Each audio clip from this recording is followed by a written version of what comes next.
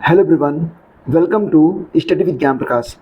तो दोस्तों, आज के इस वीडियो में हम लोग अप्रैल माह के टॉप 100 मोस्ट इम्पॉर्टेंट प्रश्नों को कवर करेंगे।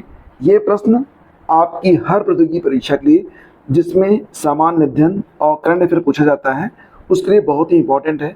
तो पूरा वीडियो आप लोग ध्यान से देखिए। चलिए शुरू करते हैं। पहला क्वेश्चन है, हाल ही में तीसरी खाद्य अपशिष्ट सूचकांक रिपोर्ट 2024 को किसने जारी किया है? दोस्तों, इसका आंसर है यूएनईपी। यूएनईपी का फुल फॉर्म होगा यूनाइटेड नेशन एनवायरमेंटल प्रोग्राम। इसकी स्थापना होती है 5 जून 1972 को। हेडक्वार्टर नैरोबी केन्या में है। देखो फ्रेंड्स, इस रिपोर्ट के मुताबिक 2022 में कुल उत्पादन का 19% खाना ये बर्बाद हो गया। माइक्रोसॉफ्ट किसके साथ मिलकर एआई सुपर कंप्यूटर स्टारगेट का विकास कर रहा है? तो दोस्तों, ये बहुत ही इंपॉर्टेंट क्वेश्चन है। माइक्रोसॉफ्ट ओपन एआई के साथ मिलकर एआई सुपर कंप्यूटर स्टारगेट का विकास कर रहा है। अब दोस्तों, आपके मन में आ रहा होगा कि ये जो ओपन एआई है, ये नाम सुना सुना लग रहा होगा। बिल्कुल फ्रेंड्स, आपको चैट जीपीटी याद होगा। चैट जीपीटी को किसने बनाया था? ओपन एआई नहीं बनाया था। यह एक अमेरिकन कंपनी है और इसकी स्थापना कब हुई थी? 11 दिसंबर 2015। वर्तमान में ओपन एआई के प्रेसिडेंट कौन है? ग्रेग ब्रॉकमैन, याद रखिएगा। आगे बढ़ते हैं। अगला क्वेश्चन है, मार्च 2024 में फिक्की लेडीज ऑर्गेनाइजेशन की अध्यक्ष कौन बनी है? फिक्की लेडीज ऑर्गेनाइजेशन की अध्यक्ष मार्च 2024 में बन गई हैं जयश्री दास वर्मा। तो दोस्तों, ये तस्वीर आप याद रखिएगा। जयश्री दास वर्मा फिक्की लेडीज ऑर्गेनाइजेशन की 41वीं राष्ट्रीय अध्यक्ष बनाया गया इन्होंने किसका स्थान लिया है? जिन्होंने सुधा शिव कुमार का स्थान लिया है। फ्रेंड्स, अगर हम बात करें यहाँ पर फिक्की लेडीज ऑर्गेनाइजेशन के बारे में, तो इसकी स्थापना होती है 1983 में। इसका मुख्यालय नई दिल्ली में है। आगे बढ़ते हैं। भारत का पहला त्रिसेवा सामान्य रक्षा स्टेशन कहाँ पर स्थापित होगा?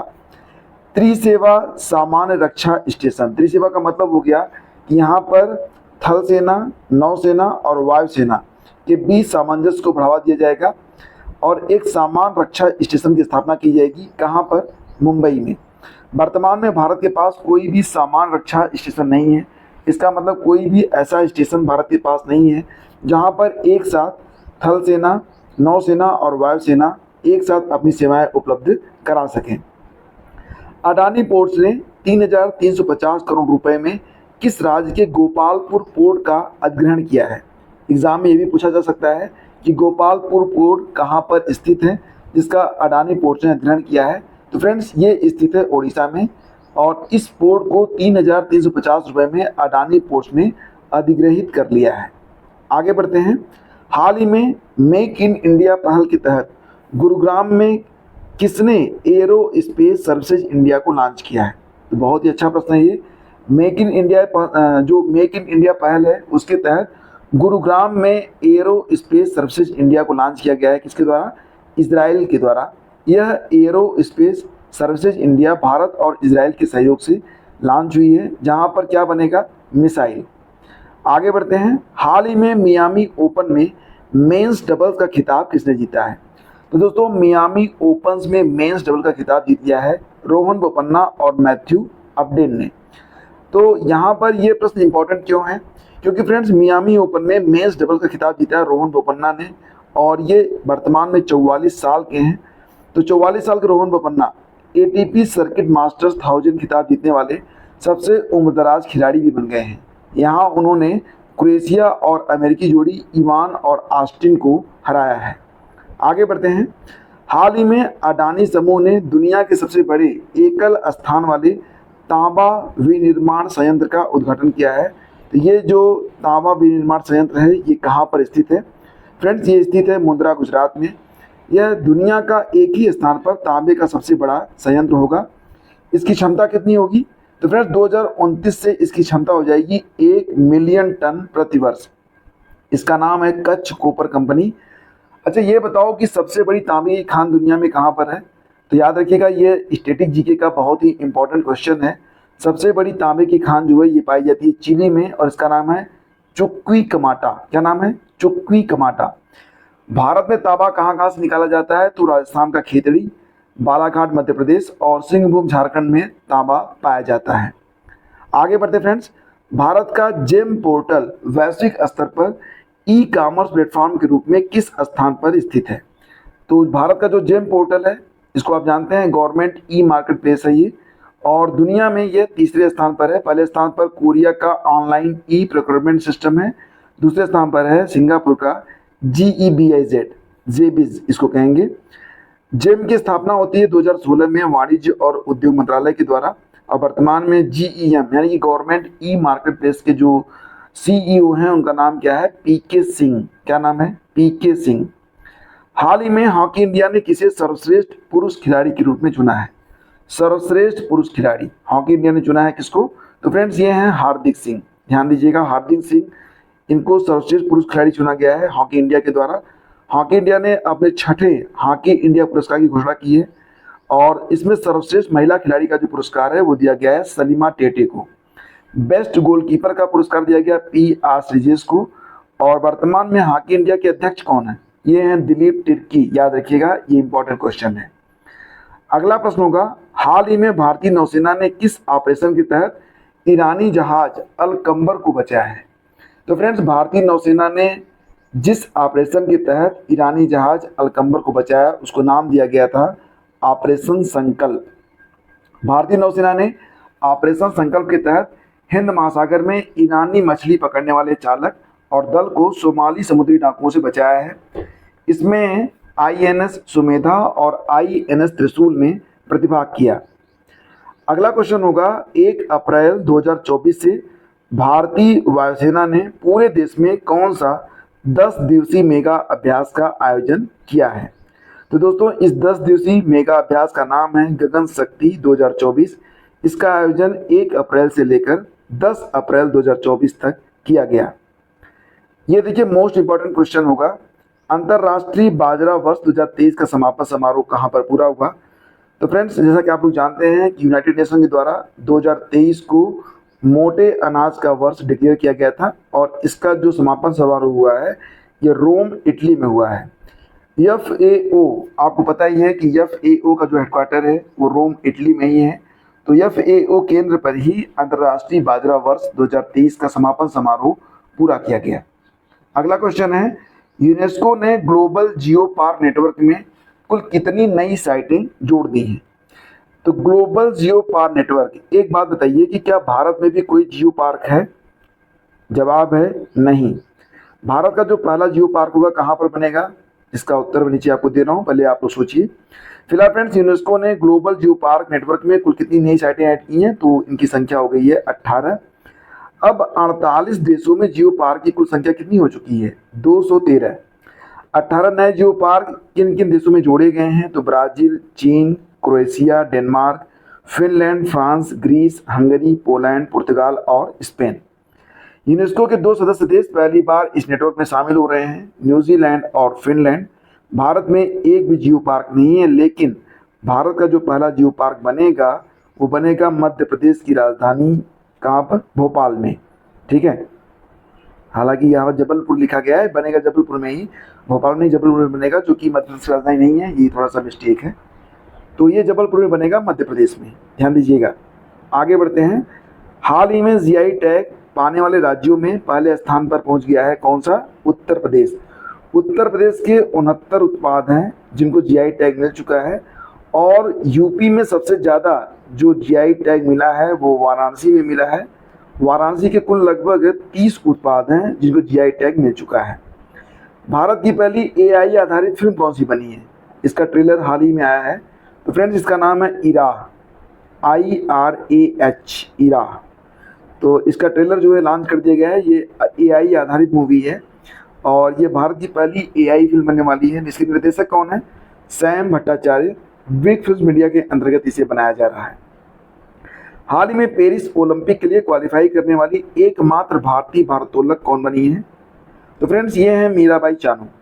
IWF वर्ल्ड चैंपियनशिप का आयोजन कहाँ पर किया गया? तो फुकेट, थाईलैंड में।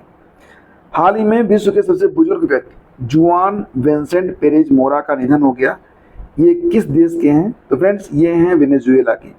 तो हाल ही में इनका निधन हो गया है। हाल ही में फोर्ब्स बिलियनियर्स लिस्ट 2024 में मुकेश अंबानी कौन से स्थान पर पहुंच गए हैं? तो फ्रेंड्स, फोर्ब्स बिलियनियर लिस्ट में मुकेश अंबानी जो हैं ये 9वें स्थान पर हैं। पहले स्थान पर हैं फ्रांस के बर्नार्ड अर्नॉल्ट, दूसरे स्थान पर हैं अमेरिका के एलॉन मस्क और तीसरे स्थान पर हैं अमेरिका के ही जेफ बेजोस। आगे बढ़ते हैं। 1 अप्रैल 2024 में किसे 15वें CIDC विश्वकर्मा पुरस्कार 2024 से सम्मानित किया गया? CIDC विश्वकर्मा पुरस्कार ये किसको दिया गया? तो फ्रेंड्स, ये दिया गया है SGVN लिमिटेड को। SGVN लिमिटेड को कॉर्पोरेट सामाजिक उत्तरदायित्व योगदान के लिए यह पुरस्कार प्रदान किया गया। CIDC जुड़ा हुआ है, CIDC विश्वकर्मा पुरस्कार। तो CIDC का फुल फॉर्म हो जाएगा कंस्ट्रक्शन इंडस्ट्री डेवलपमेंट काउंसिल और SGVN मतलब सतलुज जल विद्युत निगम लिमिटेड। सतलुज जल विद्युत निगम लिमिटेड की स्थापना होती है 24 मई 1988 को। अध्यक्ष और प्रबंध निदेशक हैं इसकी गीता कपूर। हाल ही में नई पीढ़ी की बैलिस्टिक अग्नि मिसाइल अग्नि प्राइम का परीक्षण कहाँ पर किया गया?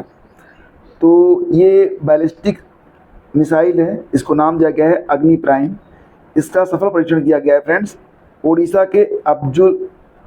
के APJ अब्दुल कलाम द्वीप से, जिसे पहले व्हीलर द्वीप कहा जाता था, इसको रीनेम कर दिया गया है APJ अब्दुल कलाम द्वीप। इसकी जो रेंज है कितनी होगी? तो 1000 से 2000 किलोमीटर। हाल ही में कैंसर के लिए भारत में घरेलू जीन थेरेपी कहाँ लॉन्च की गई? तो दोस्तों, भारत में जो घरेलू जीन थेरेपी है ये IIT मुंबई में लॉन्च हुई है। 4 अप्रैल 2024 को राष्ट्रपति Draupadi Murmu Indian Institute of Technology Bombay में कैंसर के इलाज के लिए स्वदेशी CAR T सेल थेरेपी की शुरुआत की है। इसको नाम दिया गया है NEXCAR19 NEXCAR19। अब यहाँ पर CAR का फुल फॉर्म क्या होगा? तो फ्रेंड्स, ये होगा आपका सिमेरिक एंटीजन रिसेप्टर, ठीक है। इसे इम्यूनो एक्ट के सहयोग से IIT बॉम्बे और टाटा मेमोरियल हॉस्पिटल ने विकसित किया है। हाल ही में जारी वाडा की रैंकिंग के अनुसार दुनिया की डोपिंग उल्लंघन करने वाली, मतलब कि सबसे ज़्यादा डोपिंग का उल्लंघन करने वाला जो देश है वो कौन सा बन गया है? तो फ्रेंड्स, ये है इंडिया। वाडा मतलब वर्ल्ड एंटी डोपिंग एजेंसी। वाडा की स्थापना हुई थी 1999 में। इसका हेडक्वार्टर मॉन्ट्रियल कनाडा में है और हेड कौन है? इनका नाम है वाइटोल्ड बांका। DRDO उड़ीसा के चांदीपुर के समान एक नया प्रशिक्षण केंद्र कहाँ पर बनाया जा रहा है?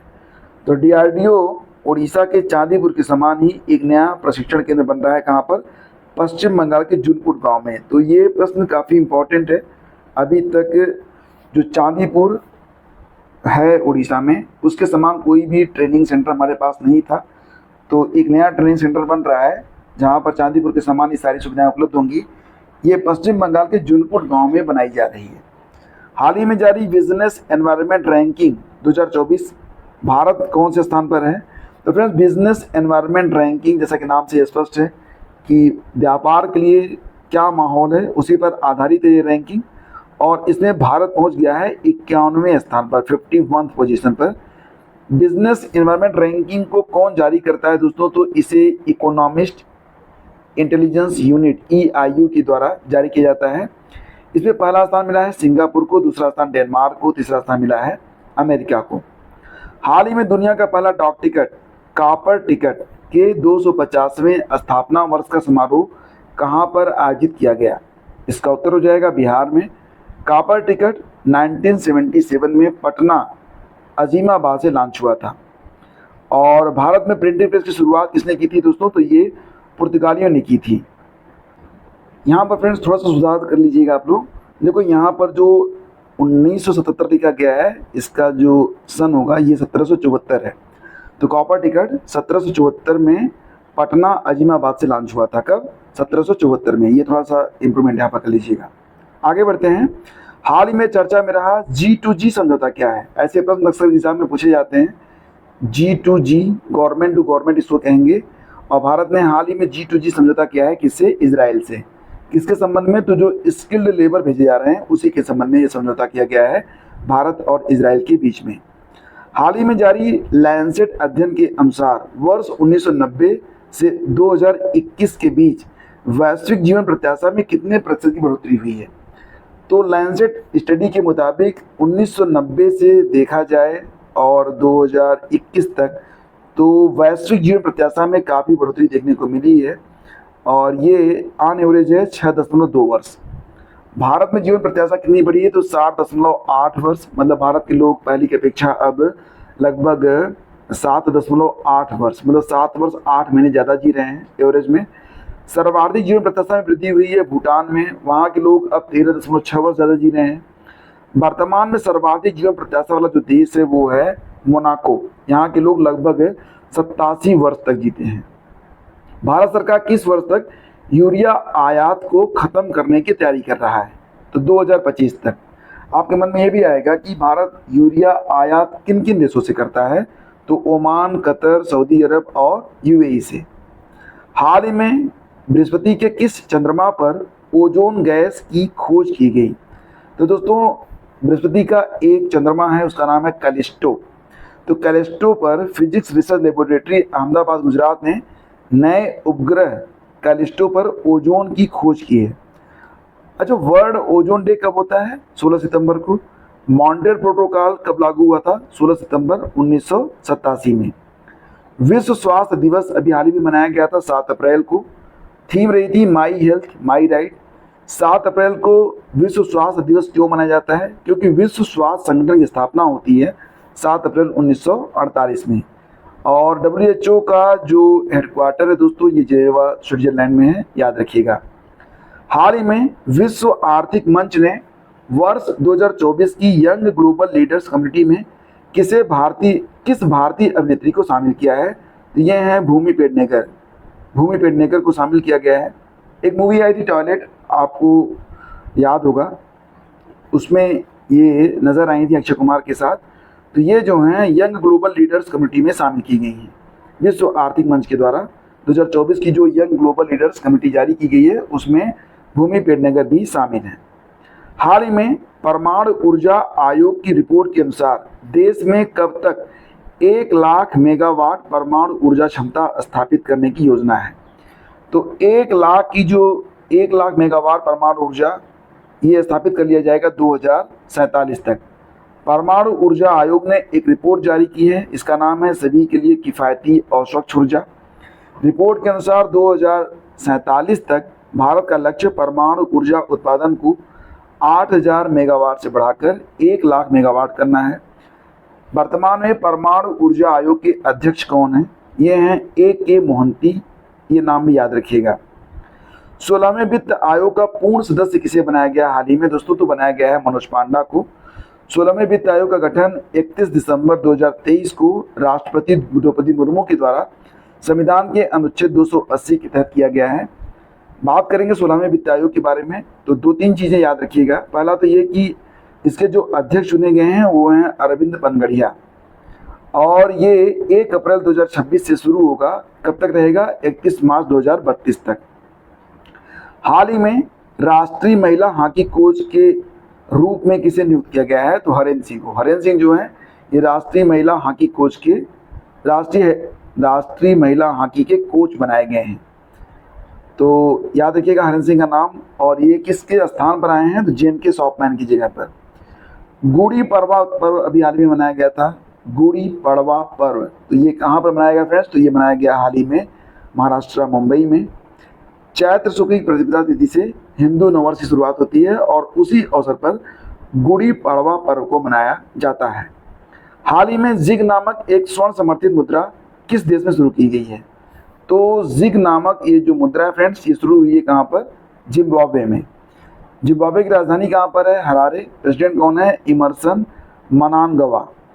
भारत द्वारा अधिग्रहित किया जाने वाला दूसरा अंतर्राष्ट्रीय बंदरगाह कौन सा बन गया है? तो दोस्तों ये बन गया है सितवे बंदरगाह। आप मैप देख सकते हैं तो ये म्यांमार है, म्यांमार में ही ये सितवे बंदरगाह स्थित है।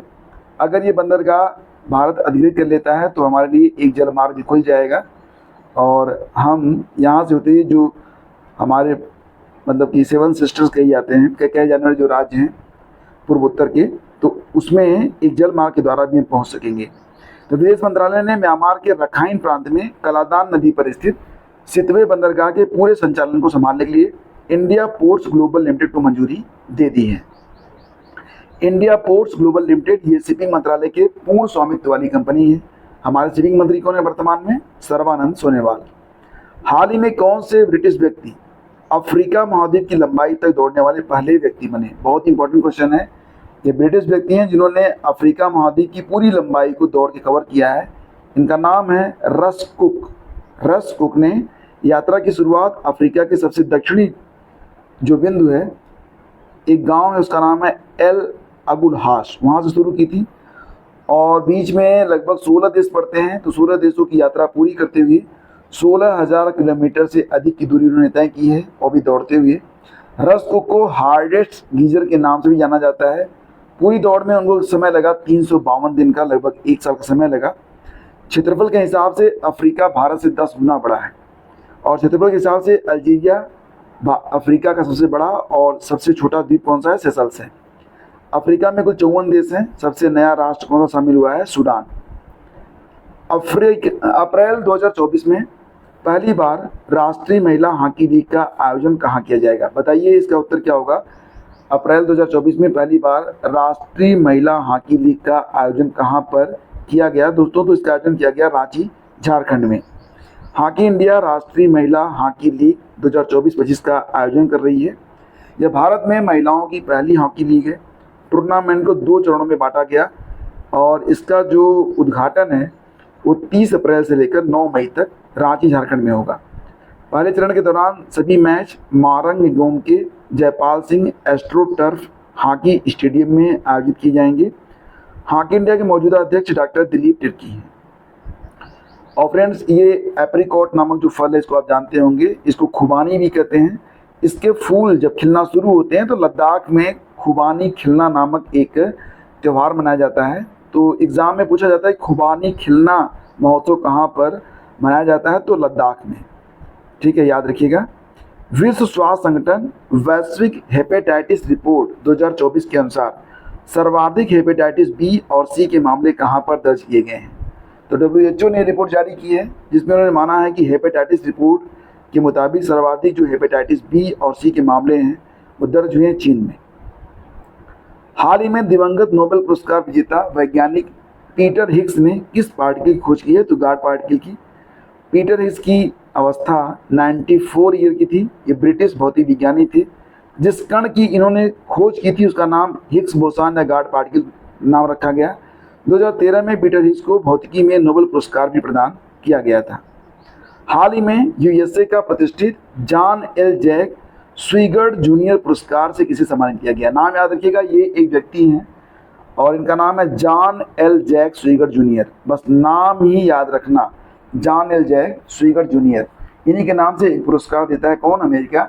तो दिया गया है ये पुरस्कार किसको? इसरो को दिया गया है। अमेरिका स्थित स्पेस फाउंडेशन द्वारा अंतरिक्ष अन्वेषण के लिए यह पुरस्कार प्रदान किया जाता है। John L Jack Swigert junior NASA के चंद्रमा अपोलो 13 मिशन का हिस्सा थे।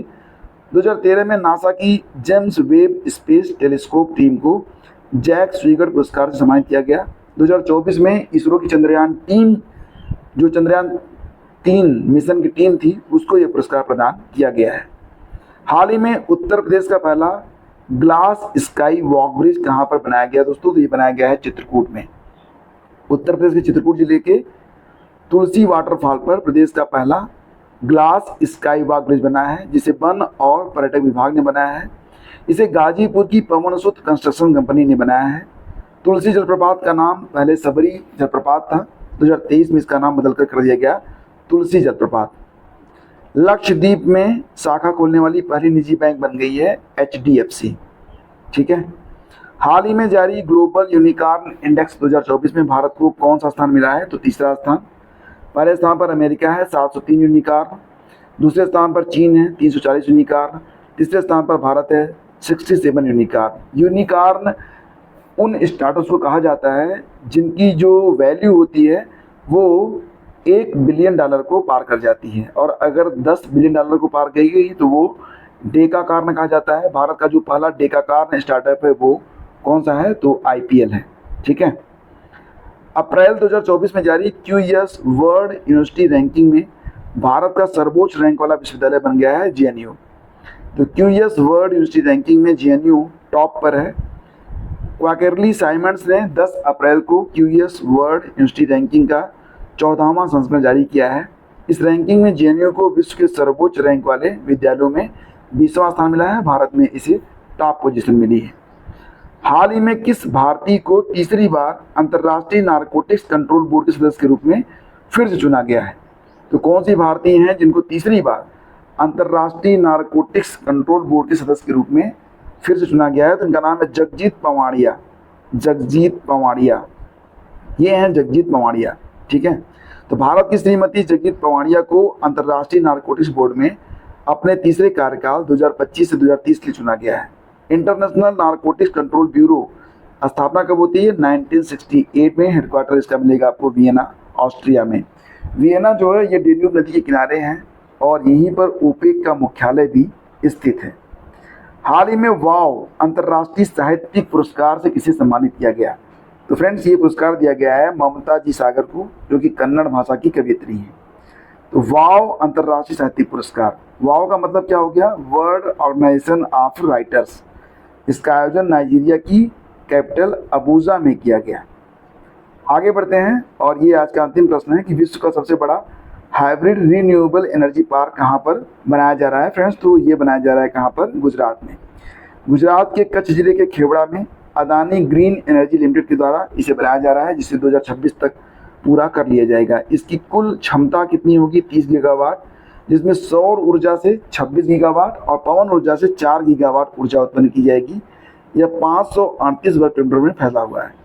तो फ्रेंड, जो बाकी के प्रश्न हैं उनको हम कवर करेंगे वीडियो के पार्ट 2 में, क्योंकि ये पार्ट काफ़ी लंबा हो जाएगा। इस लेक्चर की PDF अगर आप बिल्कुल फ्री में डाउनलोड करना चाहते हैं तो लिंक वीडियो के डिस्क्रिप्शन में है। आप चाहें तो डेली क्विज के लिए हमारा जो चैनल है study with Gyan Prakash Telegram channel, उसको भी ज्वाइन कर सकते हैं। वहाँ पर आपको करंट अफेयर और बहुत सारी परीक्षाओं में पूछे गए GS के प्रश्नों की PYQs उपलब्ध करवाई जाती है। तो धन्यवाद आप सभी का। मिलते हैं आपसे अगले वीडियो में। वीडियो अच्छा लगा है तो लाइक और शेयर जरूर कीजिएगा। Thank you.